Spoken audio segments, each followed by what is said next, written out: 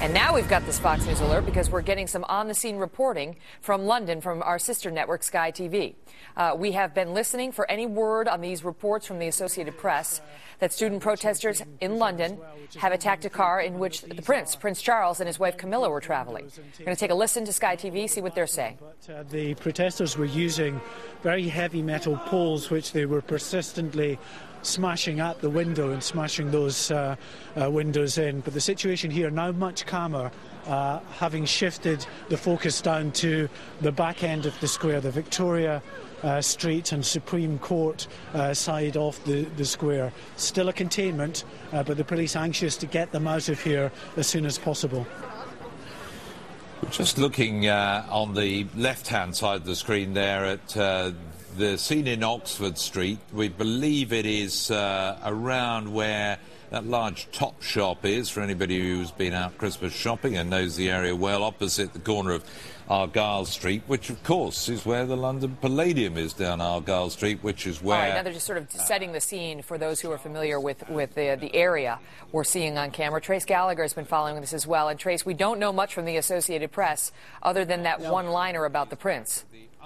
We're following a couple of local reports, Megan. I just want to kind of clarify. He was saying a Top Shop, that's a clothing shop they're talking about that was actually vandalized by the students you see there on the screen. That's what he was mentioning. You see on the right-hand side of your screen Camilla and Prince Charles. The local reports are that their car was attacked, that a window of that car was broken, and that there were people kicking the car. But the latest reports we have is that Prince Charles and his wife Camilla were not injured in that attack, that they drove away. This all happened in Regent Square, which, as everyone knows, is fairly close to the palace. We don't know how close they got to the protesters, if they drove through the protest itself, or actually the protesters went after the Prince and Trace, let me just interrupt car. you because I want to tell our viewers these are live pictures of protesters smashing in the windows of the Supreme Court building. That is what we are being told. Let's take a quick listen to Sky News. Where I am.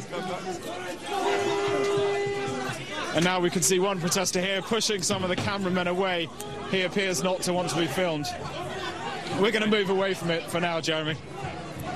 I think that's a very wise move. The UK Supreme Court, which of course is just on the side of Parliament Square there, on the western side, and this is very much where the crowds have been moving around. They're on the Treasury on the north side. They've moved around to various areas, and here Graham Wetton, who's with me in the studio, former public order officer of the Met, was just saying to me, well, if the police aren't there, they will be in a moment. And sure enough, Graham, they're in place pretty swiftly. But assault on the Supreme Court, again, not something that anybody wants to see. All right, no Trace, doubt. let's go back to you. My apologies, but this is escalating over there. We've already seen 2 police officers attacked and injured, which is new for today, but not for the course of this drama, because we've seen several police officers hurt and attacked by these protesters over the last few weeks, Trace.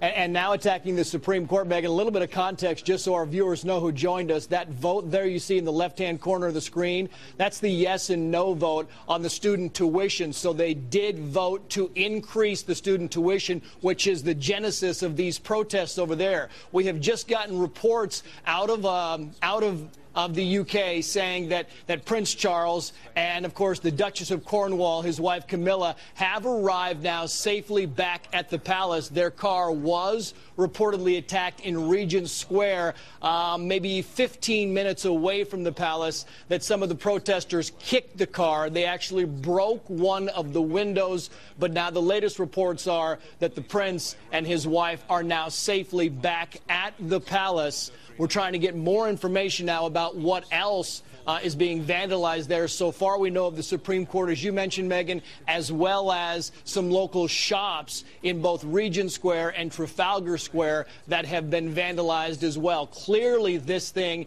is starting to get out of hand. We'll bring you much more on this as we get it, Megan. And it looked, from live pictures we saw earlier this morning here in the United States, morning, I should say, that it looked like they literally brought in the cavalry. I mean, you saw police police officers on horseback by the dozens trying to get control of these protesters who have not let up. The protests we've been seeing in the weeks prior to this were in advance of this decision. Now we have the decision. The tuition is going to go up, sometimes by 2 or 3-fold, which has these students so very angry.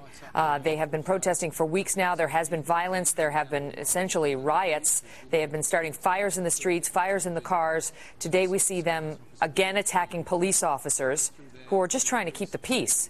Obviously, this is not the decision of the police. They're there to try to keep calm, although the crowds are massive. And today, trying to break down the windows of the UK Supreme Court. Again, for the latest on Charles and Camilla, as Trace mentioned, our latest information is that a car in which Prince Charles and Camilla, the Duchess of Cornwall, were traveling was indeed attacked.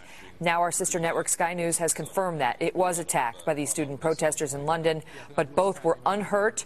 They have now arrived safely at their destination, and we're told were looking calm when they received there. So when they arrived there, so they are all right. As for these police officers, they have quite a mess to deal with on their hands as the students continue to express their considerable outrage. What good will it do now that the decision is done? It did no good prior to the decision being made. England has some serious austerity concerns and has imposed these hikes because it says it has to. We'll see how things pan out.